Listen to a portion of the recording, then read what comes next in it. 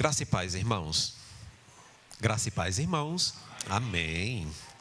Convido você a abrir a palavra do Senhor no livro de 1 Samuel, capítulo de número 30. 1 Samuel, capítulo 30.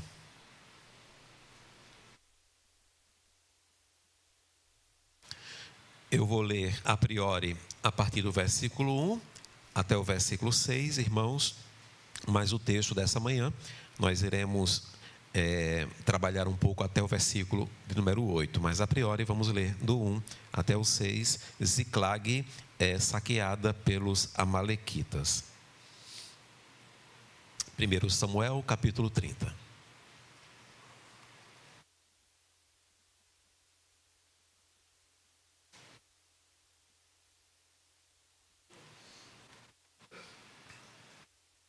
Ok, assim nos diz a palavra do nosso Deus.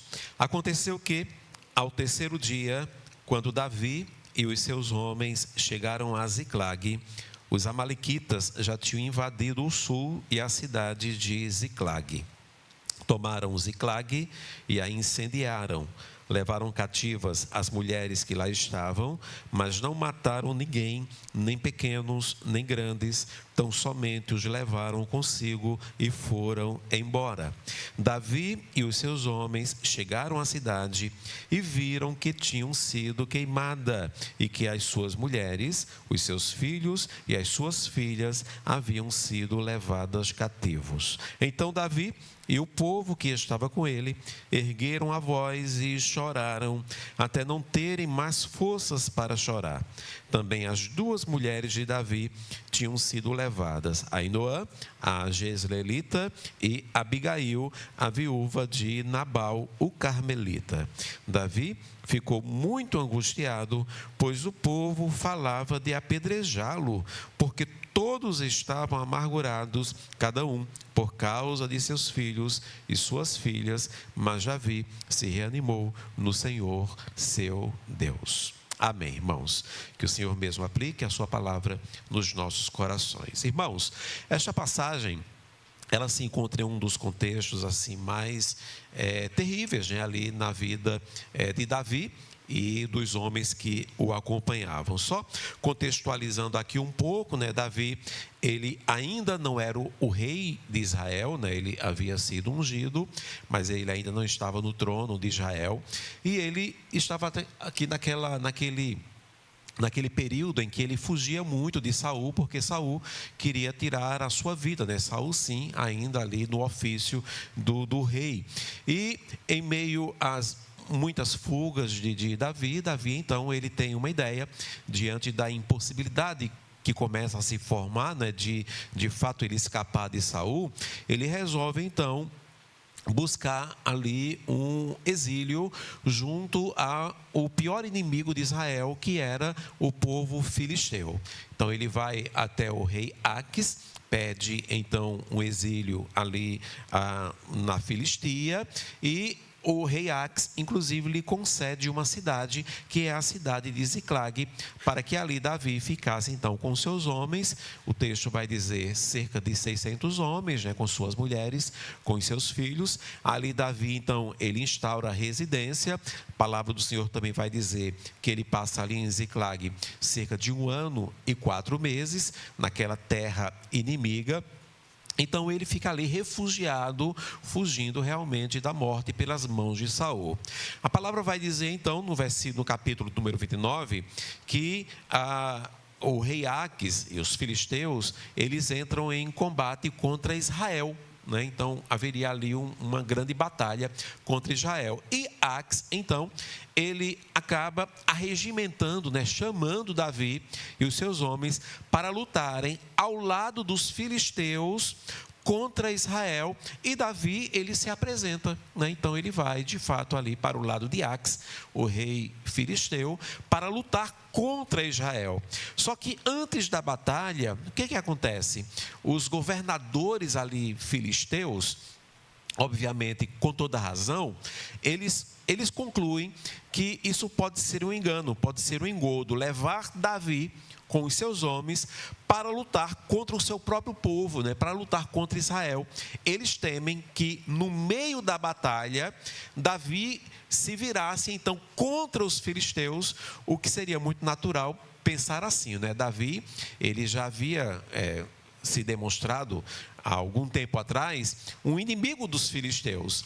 Então ele já havia combatido contra os filisteus, ele já havia inclusive matado um dos campeões dos filisteus, numa das passagens mais conhecidas da Bíblia, que foi quando ele matou Golias.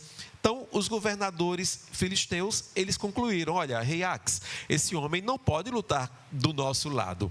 Ele também é um inimigo nosso. Você deu guarida a ele aqui na nossa terra, mas é um engano, é um risco muito grande de quando nós estivermos combatendo contra Israel, que é o povo de Davi, então, ele pode se virar contra nós.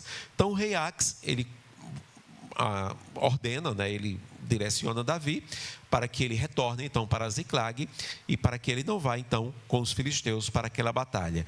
Quando Davi então retorna para Ziclag, o texto vai dizer uma viagem que durou 3 dias, né, de onde ele estava, junto com o rei Ax. Então ele viaja. Então no 3º dia, quando ele chega em Ziclag, ele encontra então toda a cidade totalmente ali, não é, destruída. Os amalequitas, então, povos inimigos ali de Israel e principalmente povos inimigos de Davi, porque Davi já havia inclusive atacado os amalequitas, inclusive com o requinte de muita crueldade, né? Davi, quando atacou os amalequitas, chegou inclusive a matar mulheres, crianças e tudo mais. O texto vai dizer para que não ficasse nenhuma testemunha. E quando ele chega em casa, em Ziclag, ele encontra então, né, na sua ausência, houve um ataque dos amalequitas. E esses amalequitas então levaram todos os pertences ali de Davi, também dos homens que residiam ali com Davi, né, os seus homens, e levam as esposas, as mulheres, levam os filhos ali raptados, né, para certamente incluírem ali em meio ao seu povo.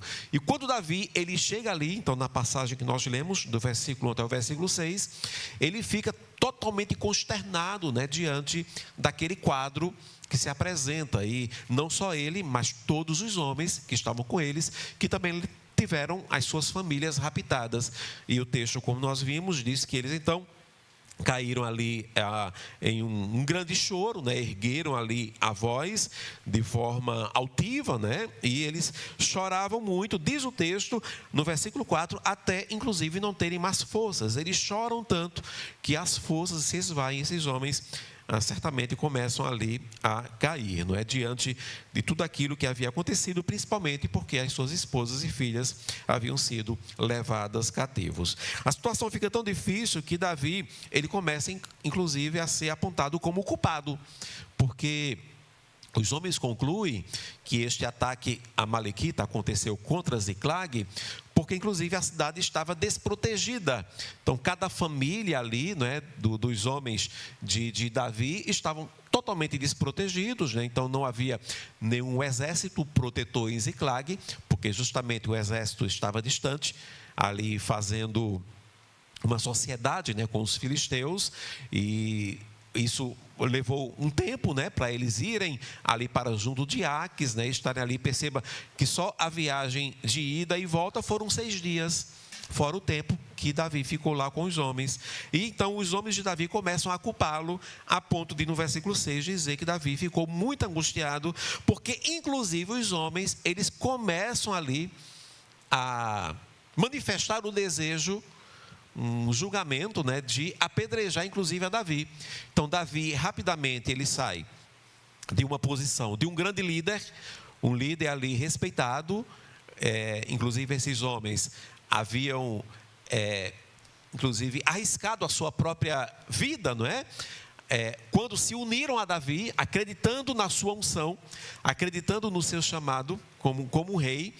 E de repente aqui esses homens que viam Davi em alta conta, de repente se viram contra ele, justamente porque a cidade havia sido então saqueada. Então, desejando inclusive ali apedrejá-lo, todos, né, diz o texto, estavam muito amargurados, justamente porque as suas casas haviam sido saqueadas, suas esposas, né, seus filhos, suas filhas haviam sido levados então cativas, ok? Então, o texto deixa bem claro que a ausência ali dos líderes de cada casa ali em Ziclag abriu esse espaço para a perda, já que não havia a proteção de cada líder, de cada pai de família, ali em cada família de Ziclag, então abriu ali um espaço para a perda, e essa perda, ela aconteceu. Quando eles voltam, então, mesmo que retornando, eles voltem com aquela ideia de uma, entre aspas, prosperidade acumulada,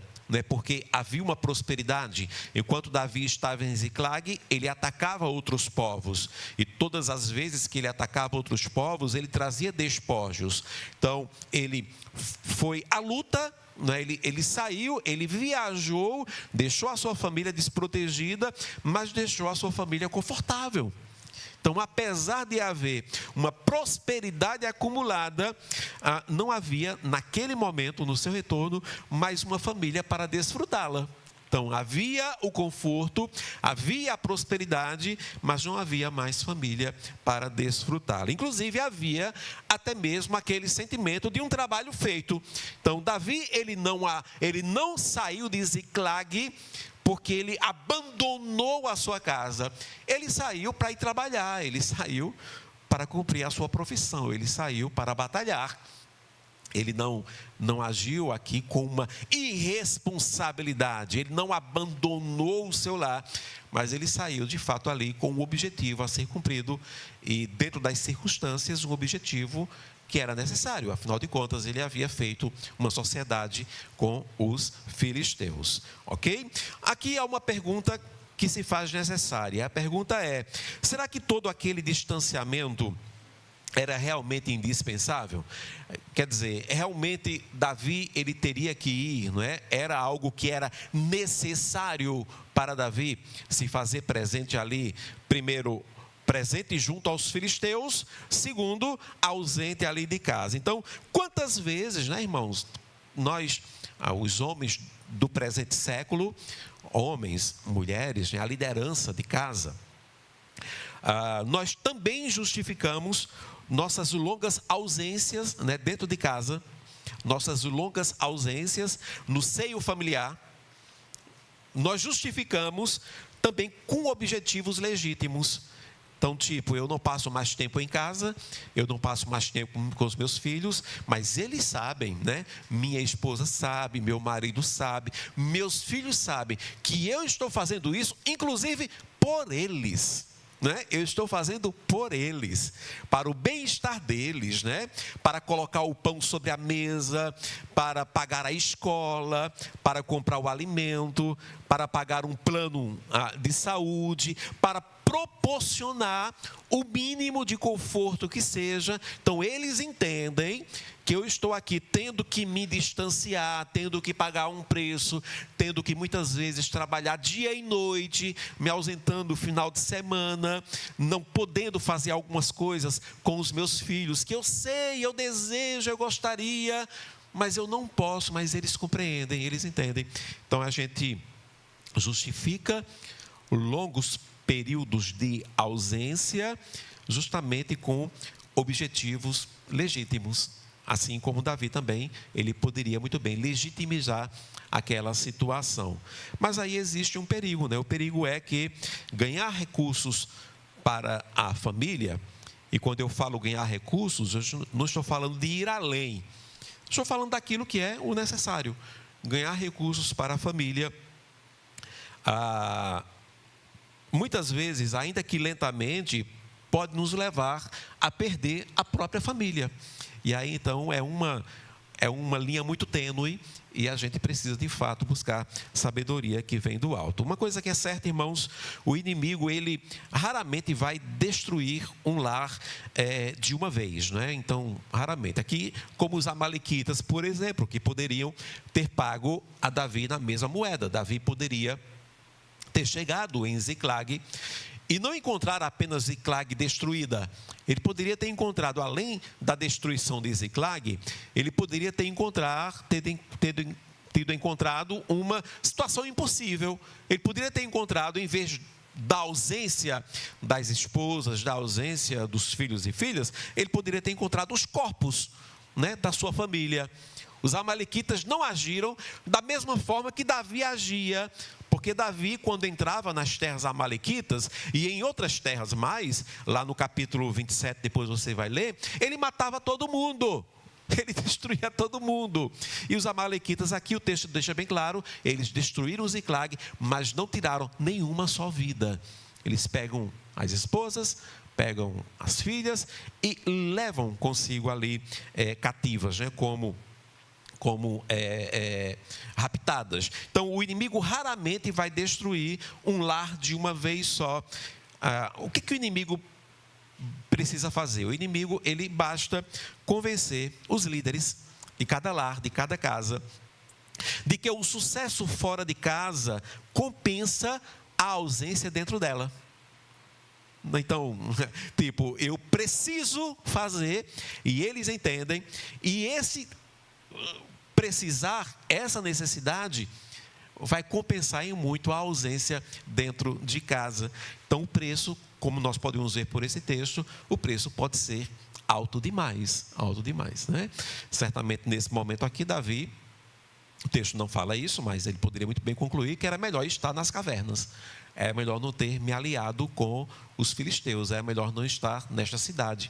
Era melhor não ter que me apartar da minha casa, né? Era melhor eu estar aqui presente, porque de fato eu fui pensando no bem maior. Quando eu volto, cadê a família? Cadê a minha casa? Então aí, irmãos, pelo menos aqui 3 perdas, né, nós podemos apontar quando a mesa da família ela fica vazia, quando a mesa de casa, quando a mesa familiar, quando nós nos reunimos em família e a ausência principalmente dos líderes da casa, dos líderes da família, ou pelo menos de um deles ali, algumas perdas podem acontecer. Eu quero apresentar pelo menos 3. A primeira delas, a primeira perda é que os vínculos afetivos, eles enfraquecem. Então, se nós temos elos na família, então, na minha família, nós somos 2 elos, é eu e Jane. Se um se ausenta, a ausência de um elo. Na sua família, é você, né, sua esposa, seu cônjuge, seu marido e os seus filhos, não importa quantos sejam. Então, cada um dos integrantes desse lar são elos. A ausência, então, de um desses elos vai gerar, então, um enfraquecimento nos vínculos afetivos. Então, a presença, ela não pode ser substituída por providência. Então, por que eu estou ausente? Para trazer providência, para trazer provisão. Porém, essas providências não podem substituir a presença. Não pode.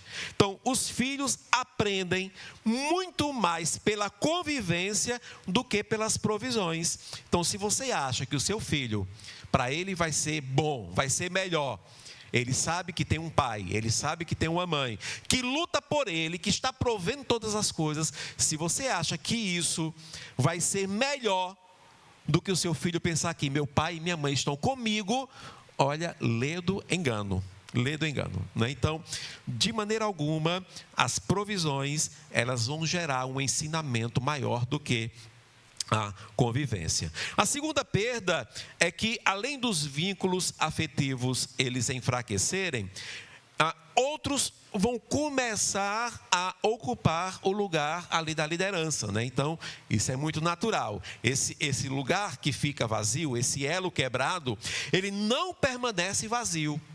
Ele não permanece vazio, porque todos nós, enquanto seres humanos, a gente sempre vai buscar um referencial. É natural. Todos nós vamos buscar um referencial. Então, se você se ausenta, se você não está presente, não significa que não há um referencial. Pode não haver o melhor referencial, mas certamente esse referencial ele vai surgir. Outros vão ocupar o lugar desta liderança ausente. Então, pode ser a cultura do nosso tempo, podem ser as telas, né? Como nós vimos aqui a semana passada, né, no estudo que nós vimos aqui sobre internet. Podem ser as telas, podem ser amizades, podem ser influenciadores, né, que hoje essa função de influenciadores é uma função que se abrangeu muito e, de fato, tem ditado normas, em especial na mente dos vossos filhos. Na mente dos vossos filhos. Então, leia-se aí os podcasters que eles seguem.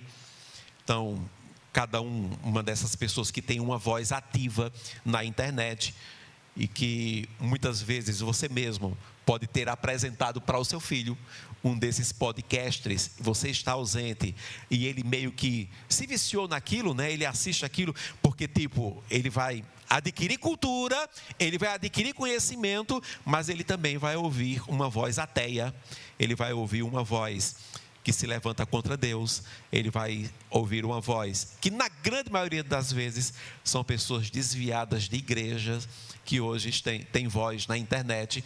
Então, essas vozes vão acabar, não é, ocupando o espaço que está vazio, né? Quem não discipula seus filhos presencialmente, verá alguém fazê-lo. Pode escrever aí.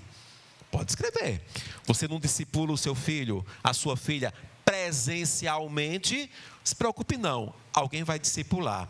Ore para que seja um servo do Senhor. Ore para que seja um servo do Senhor. Mas, na grande maioria dos casos, naquilo que nós podemos detectar, muitas vezes são pessoas distantes dos caminhos do Senhor.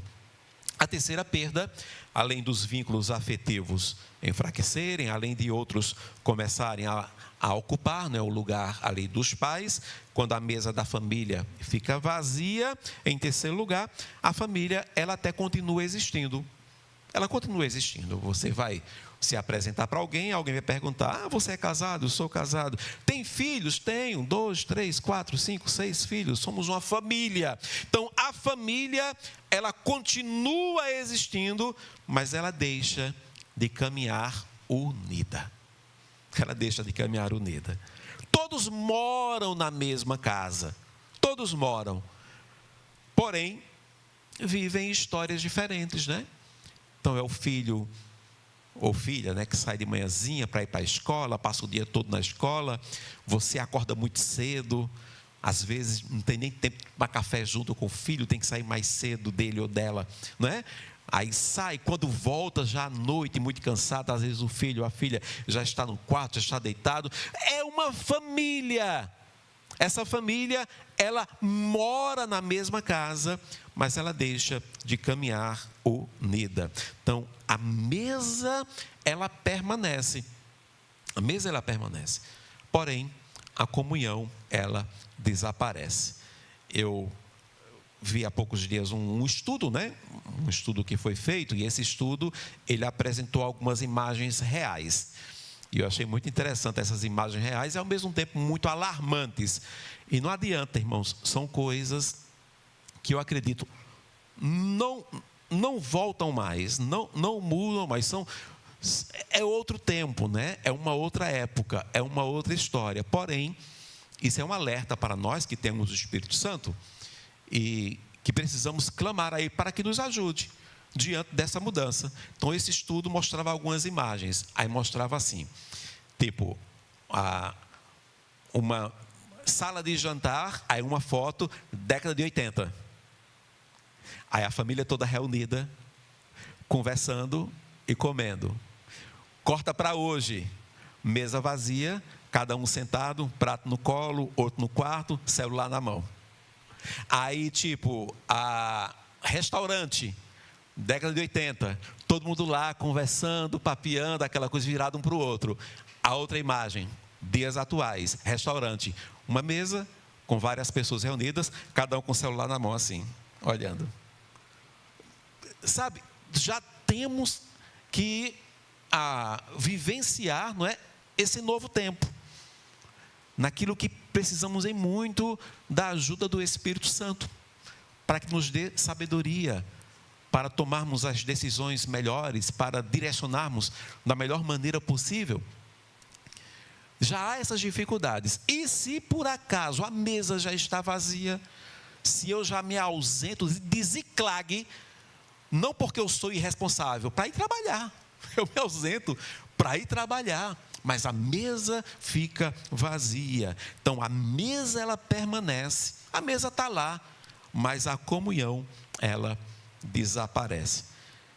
Uma coisa que nós podemos perceber aqui é que aí sim, no versículo número 6, como vimos, Davi ele ficou muito angustiado, e o texto vai dizer que ele ficou angustiado, diz assim, pois o povo falava de apedrejá-lo. Ele chorou pelo rapto das esposas, ele chorou pelo rapto ali dos filhos, das filhas, ele chorou. O texto no versículo 4 diz que eles choraram em alta voz. Mas no versículo 6 diz que ele ficou angustiado porque o povo, os homens que estavam com ele, disseram, vamos apedrejar Davi, porque a culpa é dele. E ele ficou angustiado, porque de repente o quadro de tristeza também se transforma em um quadro de culpa. De culpa, né? De uma conscientização de que no mínimo, a pergunta não é, eu deveria ter ido mesmo? A pergunta é, se eu estivesse em casa, isso não teria acontecido. Então, o que valeu mais a pena? O que era melhor? Ter esse caviar agora, para os meus filhos, para minhas filhas, ter esse do bom e do melhor, ou não ter conforto, trabalhar menos e estar presente? O que seria melhor? Oferecer só pão e água para os meus filhos na mesa, mas ter todos eles aqui comigo, temendo a Deus? Ou oferecer queijo de todos os tipos, todos os tipos de pães, café, sucos, uma mesa farta, porém vazia? O que seria melhor? Mas aí, a partir do versículo 7, o texto vai dizer que Davi, ele não aceitou então aquela perda como definitiva, até porque, como eu volto a repetir, poderia ter sido pior, ele poderia ter encontrado os corpos, mas ele encontrou ausência, então havia ainda vida. Então ele não enxergou aquela perda como definitiva, mas aí ele age de forma diferente. Antes de agir, Davi então, ele tomou uma outra direção. Ele chegou a uma outra conclusão, e eu acredito que aqui é que foi toda a diferença. Se você for para o capítulo 27, você estiver ainda com a Bíblia aberta, 1 Samuel 27, no versículo 1, perceba que Davi, ele estava ali fugindo de Saul, né? Então os textos anteriores falam justamente sobre isso. O capítulo 26 mesmo, são aqueles encontros de Davi, né, com Saul. Saul poupa a vida de Davi, aliás, Davi poupa a vida de Saul, não é? Então ele estava nesse embate, aí fugindo de Saul, Saul querendo tirar, e vai se estreitando, e ele se vê numa situação difícil. Quando Davi se vê numa situação difícil, porém, sempre com os seus homens, sempre com sua família do seu lado, mas numa situação difícil, irmãos, olha, o negócio fica ruim quando a gente começa a sentir saudade dos tempos das vacas magras. A vaquinha está gorda hoje, mas a situação familiar está tão ruim que a gente pensa assim, rapaz, que saudade daquele tempo que a gente morava naquele muquifo. A gente não tinha dinheiro, não. Às vezes a gente não tinha um dinheiro para ir num restaurante. A gente, lembra, amor, quando a gente comprava uma coxinha para partir para os 4, para mim, para tu e para os nossos filhos, era uma coxinha para todo mundo. Aí concluí, olha só, meu irmão, concluí assim, era melhor aquela época do que hoje. Hoje a gente tem tudo do bom e do melhor, mas cadê a nossa casa? Cadê a nossa família? Cadê os nossos filhos? Davi aqui, fugindo de Saul, passando por momentos difíceis, momentos de atropelo, risco de morte, mas ele estava com sua família. E aí o que ele faz no versículo 1 do capítulo 27? Davi, ele disse o quê? Como é que tem na sua versão aí? Porque na minha versão diz que Davi disse consigo mesmo. Para quem foi que Davi disse? Para ele mesmo. Ou seja, trocando em miúdos, a decisão foi de quem? Dele. Ele não consultou ao Senhor. Ele não perguntou se era o melhor.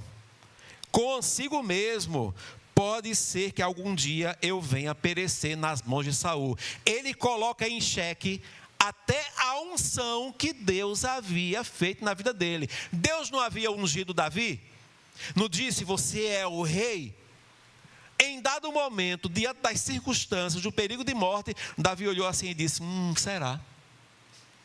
Será? Porque, pelo que eu estou vendo, ele diz assim, pelo que eu estou vendo, eu vou perecer nas mãos de Saul.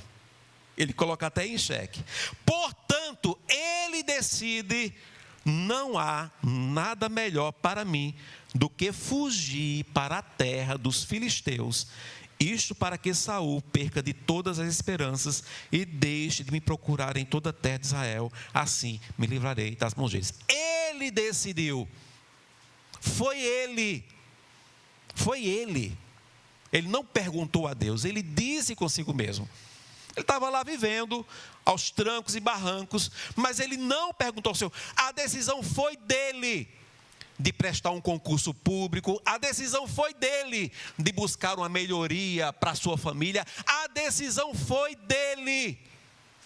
E aí ele vai, se alia aos filisteus, se envolve no imbróglio, porque você vai ver no capítulo 27, que ele se torna um mentiroso contra os mais, ele se faz de inimigo dos inimigos dos filisteus, que inclusive é Israel, o seu próprio povo, ele começa a matar outros povos, não deixa testemunha nenhuma, para que justamente ninguém conte para o rei Ax.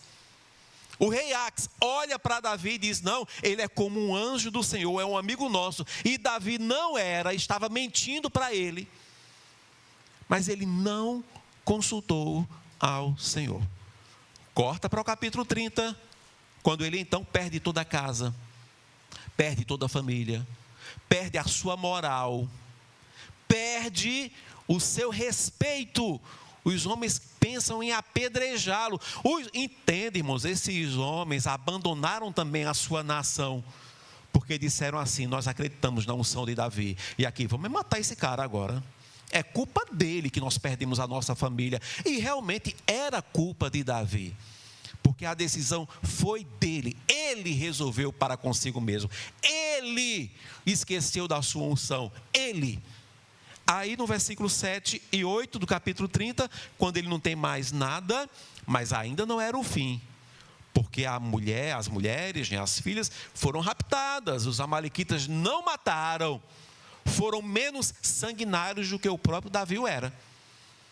Aí no versículo 7 e 8, Davi disse a Abiatar, o sacerdote, filho de Aimeleque, traga aqui a estola sacerdotal. E Abiatar a trouxe a Davi. Então Davi, o que foi que ele fez agora? Consultou ao Senhor. Agora sim, ele consultou ao Senhor. Ele não disse para consigo mesmo. Agora ele consultou ao Senhor dizendo, devo perseguir este bando? E quando Davi consulta, devo ir atrás dos amalequitas? Se ele pergunta, poderia haver duas respostas. Poderia ser um sim, persiga. Poderia haver que resposta também? Não. Não. Ele perguntou. Certamente o seu desejo era ir atrás. Mas ele consulta ao Senhor. Conseguirei alcançá-lo? E aí o Senhor respondeu, persiga o bando, porque você certamente o alcançará e libertará os cativos. O Senhor, sempre misericordioso, sempre gracioso, inclusive para estes que falham, que erram, por causa de suas próprias escolhas, por causa de suas próprias resoluções. Mas claro, objetivo legítimo, mas eu pensei no bem da minha família. Mas nem todo bem, olha o que eu vou dizer agora, nem todo bem vem do Senhor. Nem toda bênção vem de Deus, irmãos. Às vezes, há males que recaem sobre nós, que eu vou lhe dizer, aí sim, é o Senhor agindo. Aí sim, no plano do Senhor, que foge da lógica humana, lá no final, é almejando o melhor para nós. Ele então aqui, ele busca a direção do Senhor, ao contrário do que ele havia feito outrora. E eu quero dizer aqui nessa manhã, irmãos, que Deus ainda chama. Ele ainda chama pais e mães. Você que está vivendo um Ziclag na sua vida, na sua casa. Você que está vendo a destruição. Você que está vendo o inimigo raptar os seus filhos. Você não está vendo isso, mãe? Não está vendo isso, pai? Deus ainda chama pais e mães para o resgate. Para dizer, persiga o bando. Você vai alcançá-los. Você vai libertá-los. A mesma direção do Senhor ecoa hoje para cada marido, cada esposa, cada pai, cada mãe. Então, não aceite como normal um lar distante, uma mesa vazia. Deus continua dizendo, vá buscá-lo.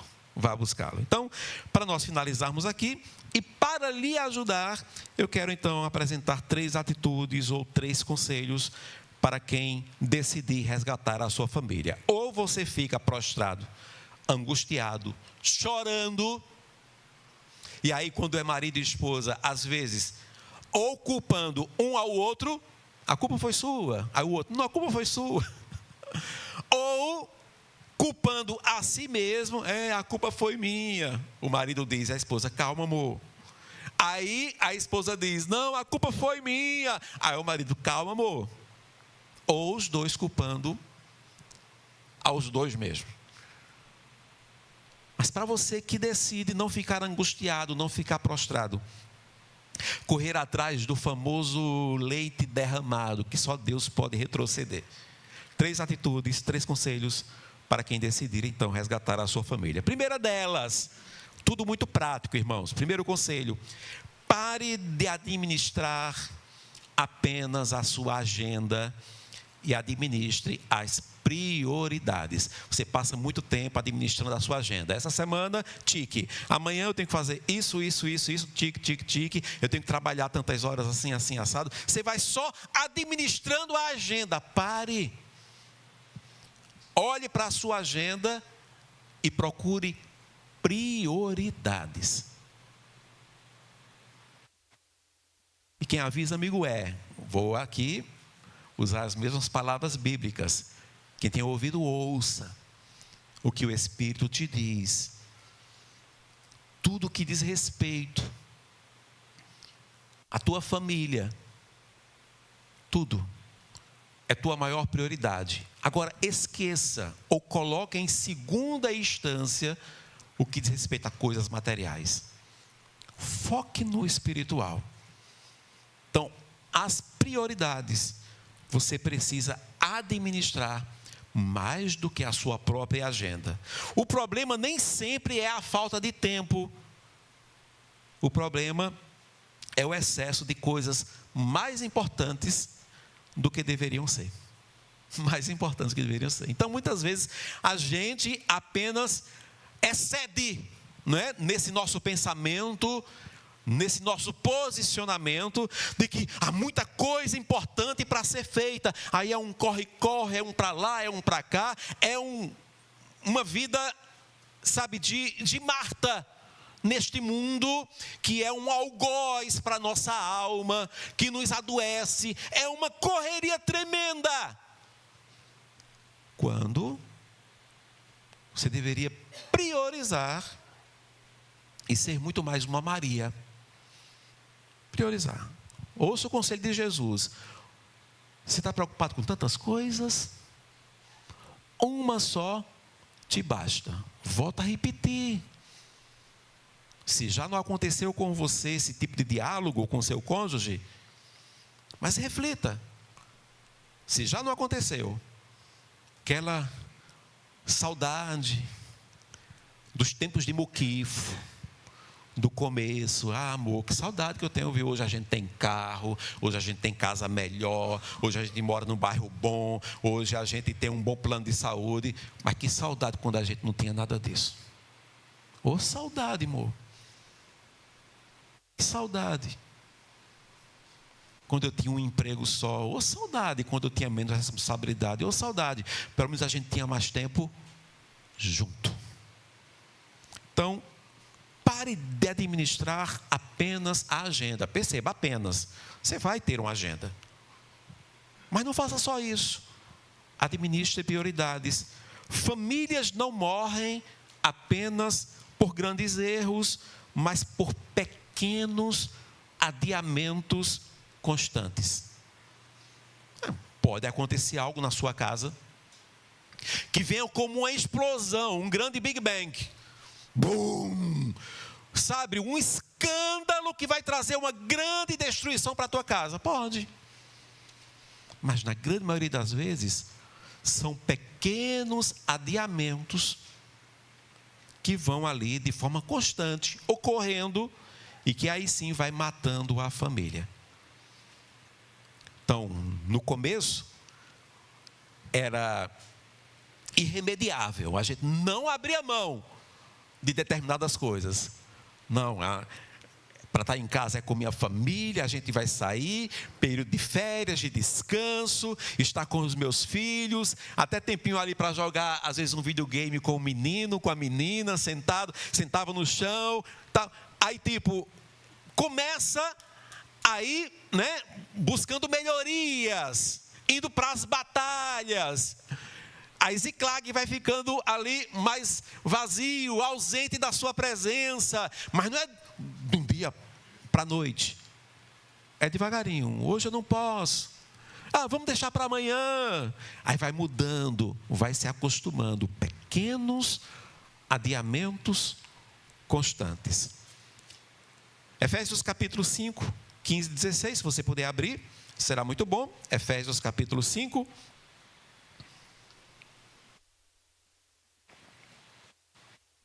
Essa palavra de Paulo, interessantíssima, que cabe muito para esse nosso contexto, para os dias atuais. Quem dera, cada pai, cada mãe, cada líder de casa atentasse para isto. Efésios 5, 15 e 16, ele diz: portanto, tenham cuidado com a maneira como vocês vivem, e vivam não como tolos, mas como sábios. O 16, aproveitando bem o tempo, porque os dias são maus. Aproveite bem o seu tempo. Algumas versões remindo o seu tempo, né? Organize melhor o seu tempo. Por quê? Porque os dias são maus. Os dias são maus. E uma coisa que a gente sabe acerca do tempo, entre tantos mistérios que envolve o tempo, mas uma coisa é certa, ele não volta mais.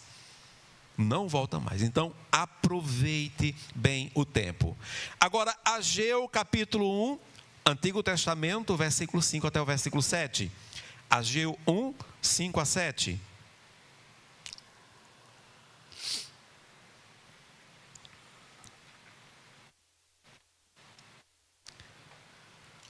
Ageu 1, 5, 7 diz assim: portanto, assim diz o Senhor dos Exércitos, considerem o que tem acontecido com vocês. Considerem. Vocês semearam muito, trabalharam muito e fizeram o quê? Colheram pouco. Comem, mas isso não chega a matar a fome. Bebem, mas isso não dá para ficarem satisfeitos. Põem roupa, mas ninguém se aquece. E o que recebe salário, recebe-o para colocá-lo numa sacola furada. Assim diz o Senhor dos Exércitos: considerem o que tem acontecido com vocês. E se você bem lembra aqui, não é? Deus estava cobrando uma prioridade. E qual era a prioridade? A construção da casa do Senhor. O povo deixou de construir a casa do Senhor para fazer o quê? Para brincar? Para viver malandrando? Para fazer o quê? Trabalhar. Cada um estava fazendo o quê? A sua própria casa. Olha que coisa responsável. Isso é responsável, irmãos. Imagina, Deus nos livre, mas houvesse um terremoto na nossa região, aí as nossas residências fossem destruídas, inclusive essa igreja, mas ninguém morresse, e eu dissesse assim: irmãos, assim diz o Senhor, antes de levantar nossas casas, vamos levantar a igreja? Pense direitinho, quantos iriam embarcar nessa? reconstruir a igreja, e aí seus filhos morando na rua, dormindo no chão, ao relento. Esse era o contexto. Prioridade. Então pare de administrar apenas a sua agenda. Você não precisa dizer à sua família, nem muito menos a mim, nem muito menos a Deus, mas eu tenho que fazer. Filho, filha, administre as prioridades. Em dado momento você vai sentir falta, saudade do tempo das vacas magras, mesmo que as vacas estejam gordas. Você vai ver que de nada valerá se a sua família tiver sido levada pelo inimigo. De que adiantará?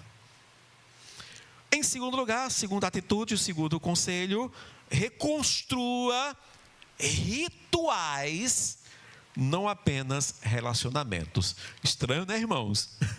Reconstrua rituais, mas olha, não são rituais que diga respeito a um sobrenatural. Não é isso, viu, irmãos? Falando de coisa séria, da palavra do Senhor. Pensando em palavra do Senhor, tem que haver a prática ritualística, irmãos. Tem que haver. Senão a gente perde o cerne. Então, reconstrua rituais. E eu estou botando reconstrua, julgando que naquele passado mais difícil das vacas magras, foi o primeiro pensamento de vocês: a gente vai formar uma família e a nossa família vai ser assim. Quem nunca vai ser até diferente de como era na casa de paiinho e de mainha. Eu vou instituir isso assim. Tudo que dizia respeito a um crescimento espiritual. Quando tivermos os nossos filhos, a gente vai frisar nessas coisas. Vai ser nossas prioridades. Então, reconstrua rituais, não apenas relacionamentos. Grandes famílias não vivem apenas de amor. Ei, pastor, que frase é essa? O amor é tudo? O amor é tudo, feliz é quem ama. É verdade. O amor é tudo, romanticamente falando. O amor é tudo, irmãos. Porém, não vivam apenas de amor, mas de hábitos. Hábitos. Há dias, irmãos, que eu estou louco para dar um cheiro na boca da minha mulher. Que eu estou ali, sabe? Eu quero dar um abraço nela, dar um cheiro nela. Há dias, irmãos, que eu acordo que eu não quero dizer uma palavra. E a primeira inclinação que há no meu corpo é, inclusive, de nem dizer para ela um bom dia. Muito menos dar um cheiro, um abraço. Mas o que é que eu mantenho?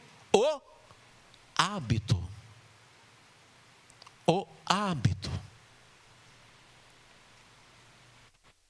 Mesa. Comer junto, estar junto. Oração. Essas coisas que a gente sabe. Conversas. Culto doméstico. As refeições compartilhadas. Nós sabemos disso. Criam raízes que discursos nunca produzirão. Mas eu até acrescentaria aqui, irmãos, coisas que se tornam inclusive banais na nossa vida. Mas lembre-se, você não faz, alguém vai preencher esse espaço. Alguém vai preencher esse espaço. Está lá o seu filho, nos dias de hoje, ele gosta de jogar um videogame. Reconstrua rituais. Olha que coisa. Adquire um joguinho que dá para jogar em dupla. Joga com teu filho. Entende aquele paranauê, entende aquela dinâmica. Não, meu filho gosta dessas coisas, mas eu nem entendo isso. Senta junto. Sai junto. Tenha lá a noite do marido com os filhos, da esposa com as filhas e vice-versa. Sai junto. Cria rituais. Os hábitos precisam ser reconstruídos. Não apenas esses relacionamentos, volto a repetir, amorosos. Precisa ser como um ritual. Olha o que a palavra do Senhor diz. Deuteronômio, capítulo 6, quando eu citar o texto, você vai saber já qual é. Esse texto não fala de outra coisa, senão de um ritual. Deuteronômio, capítulo 6, versículo 6 e o versículo 7. Abra a Bíblia. Deuteronômio, capítulo 6, 6 e 7. Perceba que esse texto aqui, nas palavras de Moisés, né? Mas ele falando em nome do Senhor, o direcionamento aqui é para que haja o hábito, para que haja ali a rotina, para que haja ali o ritual. Deuteronômio 6, 6 e 7, estas palavras que hoje lhe ordeno estarão no seu coração. Você as inculcará, não é, a seus filhos, e delas falará quando estiver sentado em sua casa, andando pelo caminho, ao deitar-se e ao levantar-se. Tem que haver o ritual, tem que haver. Atos capítulo 2, Atos capítulo 2, o texto aqui que fala sobre o derramamento do Espírito Santo, mas em especial que fala ali como vivia a igreja, na igreja primitiva, como ela vivia ali no primeiro século. E era uma igreja ritualística, era uma igreja de rotina, era uma igreja de hábitos. Atos 2, versículo 46. A primeira palavra que tem aqui na minha versão é diariamente. É assim na sua? Atos 2, 46? Na minha tem diariamente, ou seja, rotineiramente, ou seja, todos os dias, perseveravam unânimes no templo, partiam pão de casa em casa, tomavam as suas refeições com alegria e singeleza de coração. O que é isso? Ritual. Então, em nome de Jesus, reconstrua rituais. Quer um conselho? Não começa, se isso se perdeu, não começa, filho, filha, senta aí, a partir de hoje nós vamos ler a Bíblia juntos. Não comece por aí. Perdeu isso? Não comece por aí não. Não subestime a inteligência dos vossos filhos, nem da sua esposa, nem do seu marido. Não comece, olha, tem muito tempo que a gente não come junto na mesa, todo mundo hoje na mesa, viu? Não comece por isso. Comece por coisas que primeiro mudem você. Primeiro você se aproxima. Antigamente você sentava, aí você se levantou, você saiu, você só começou a passar, você sumiu. Se aproxima. Filho, filha, está fazendo aqui, está jogando o quê? Está fazendo o quê? Tal. Senta aí. Ô filho, estou vendo aqui que seu tênis está velhinho, estou vendo isso aqui. Vamos comigo? Vamos ali, filho? Sem agendar. Sem agendar, sem dizer, vamos todo mundo, vai lá, vamos filho, vamos dar uma saída. Você está preocupado com o seu menino, está preocupado com sua menina? Nesse tempo de preocupação, quantas vezes você só disse assim, vamos ali junto? Vamos comprar, na época da Copa, vamos comprar um álbum de figurinha da Copa? Vamos agora para o troca das figurinhas? Vamos sentar junto, vamos fazer bobagem. Você sair, sabe, do meio dos filisteus, do meio das suas ocupações, voltando para Ziclag, você sair ao resgate. E reconstrua rituais. Reconstrua rituais, fortaleça os laços, os elos que foram quebrados. Você entende isso? Estou falando em um português bem claro, ou está parecendo grego para você? Você entende isso? Em nome de Jesus, que parta de você. Não é você dizendo, a partir de hoje é diferente aqui. Não. Vá de você mudando, aos poucos. Em vez de lutar pelos seus próprios interesses, comece a olhar para o interesse dos seus filhos. Se interesse. Chega junto. Conhece. Você vai se aproximando. Até que você comece a sentar no chão de novo com eles. Sabe, quando esse seu menino, essa sua menina crescer, ele pode até dizer lá na frente, olha, eu tive um pai e uma mãe que trabalharam muito, tal. Mas o olho dele vai lacrimejar. Quando ele chegar no seguinte ponto, aí eu lembro, quando eu era criancinha, meu pai, ele me ensinou a empinar pipa. É nessa hora que o olho lacrimeja. É nessa hora. São essas memórias que fortalecem a índole, não é? O coração, que traz um calorzinho para a nossa alma. Por isso, em segundo lugar, reconstrua rituais, não apenas relacionamentos. E em terceiro e último lugar, Resgate pessoas antes de tentar recuperar resultados. São pessoas. Davi, ele não saiu, eu acredito assim, irmãos, embora ele tenha trazido os bens, os despojos, mas ele não saiu atrás dos bens, ele saiu atrás das pessoas. Davi, ele não chorou junto com aqueles homens em alta voz, porque levaram o que eles tinham de material, mas sim porque levaram as famílias. Por isso que ele chorou tanto. Casas são restauradas quando o coração volta a valer mais do que o patrimônio, quando o coração volta a valer mais do que a carreira, quando o coração volta a valer mais do que o desempenho. E onde estiver ali o teu coração, é que vai estar o que? O teu tesouro. Não, o que é o teu tesouro? O que você não abriria mão da sua vida?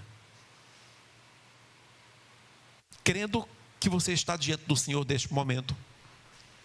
Ele é o seu justo juiz, Ele está te ouvindo, e Ele sim pode fazer qualquer coisa. Qual é a única coisa ou coisas que você não abriria mão? Carreira? Filhos?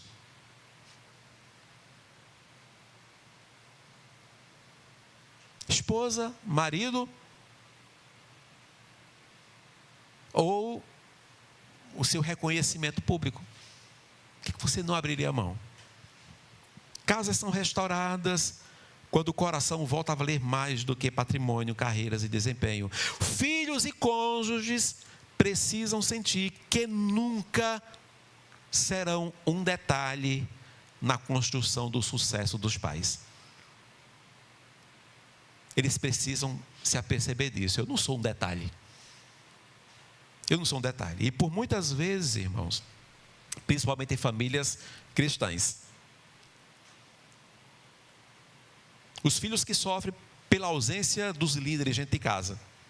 Líderes que não são irresponsáveis, eles não são irresponsáveis, estão se ausentando para trabalhar, para colocar o pão na mesa. Tipo, é o objetivo legítimo, mas a mesa está vazia. A mesa está vazia. Por muitas vezes, quando o pai ou a mãe querem resgatar, passam a ideia clara para o filho e para a filha assim: não, eles querem me resgatar porque eles estão preocupados com a imagem, estão preocupados com o que os outros vão dizer, estão preocupados com a igreja, com a sociedade, porque eu só sou um detalhe. Só sou um detalhe. Filhos e cônjuges precisam sentir que nunca serão um detalhe na construção do sucesso. E eu diria mais, o verdadeiro sucesso. 1 Samuel capítulo 30, versículo 18 e 19, é só você aí seguir no texto, né, que nós lemos. 1 Samuel 30, 18 e 19, diz que assim, Davi então, não é, quando ele chega até aquele bando de amalequitas que raptaram as mulheres, raptaram ali os filhos e filhas, assim Davi salvou tudo o que os amalequitas tinham levado. Também salvou as suas 2 mulheres. Não lhes faltou coisa alguma, nem pequena, nem grande, nem os filhos, nem as filhas, nem um despojo, nada do que lhes havia tomado. Davi trouxe tudo de volta. Marcos 8,36, nas palavras do Senhor Jesus, né, é uma pergunta que ele faz: de que adianta uma pessoa, né, o homem, ganhar o mundo inteiro e perder o quê? Sua alma. De que adianta? De que adianta, pai e mãe? De que adianta? Alcançar um certo sucesso, um certo conforto, mas você perder a sua família para o inimigo. Colossenses 3, 19 e 21, né? Paulo ele vai dizer de forma minuciosa: maridos, que cada um de vocês ame a esposa. Ame a esposa. Não a trate com amargura. Paulo vai dizer, inclusive, olha, que seja um amor como Cristo amou a igreja, sendo capaz de dar a vida por ela. Ou seja, é o que há de mais importante. É o que há de mais importante, é o teu tesouro. Não é a sua carreira, não é a sua luta por provisão. Não é você que está, né? Você está falando consigo mesmo. Ei, rapaz, eu tenho que melhorar, eu tenho que fazer isso. E não falou com Deus. E aí, irmãos, eu não consigo pensar de forma diferente. Deus, o que é que eu faço, Senhor?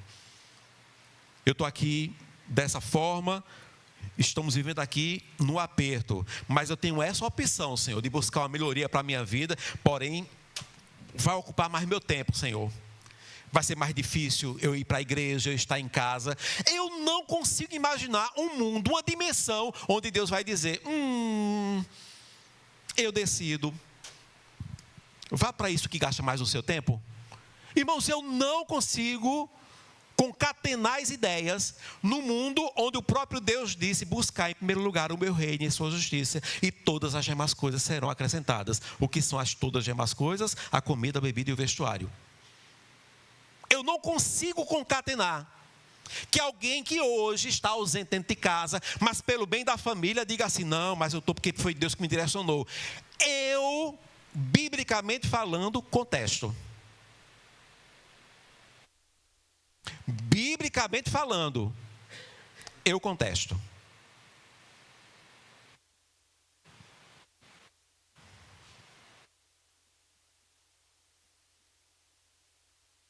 Maridos, cada um de vocês ama a sua esposa. Não a trate com amargura, é o seu tesouro. Pais, não irritem os seus filhos, para que eles não fiquem desanimados.